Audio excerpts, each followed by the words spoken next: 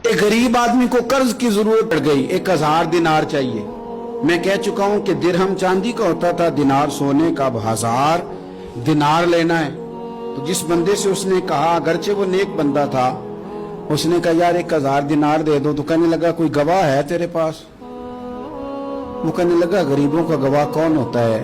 हाँ एक गवाह है। कहा कौन? का मेरा रब, वो तेरे और मेरे बीच गवाह है। उसने कहा कोई कफील, अगर तू पैसे ना दे सके तो वो बाद में दे दे, या तुझे कुछ हो जाए तो वो दे दे। उसने कहा कफील भी मेरा अल्लाह ही है, मेरे पास अगर है तो रब करीम का नाम है, अगर एतमाद कर सकता है तो कर ले। बंदा नेक था, उसने कहा रब के नाम पे, रब की किफालत पे, अल्लाह को गवाह बना के मैं तैयार हूं तुझे 1000 देने।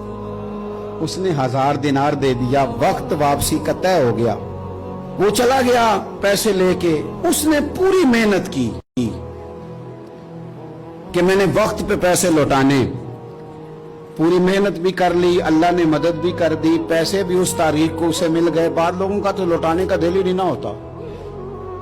फरमाया हदीस पाक में कि तू लौटाने का इरादा कर, रब तेरी मदद भी फरमाएगा।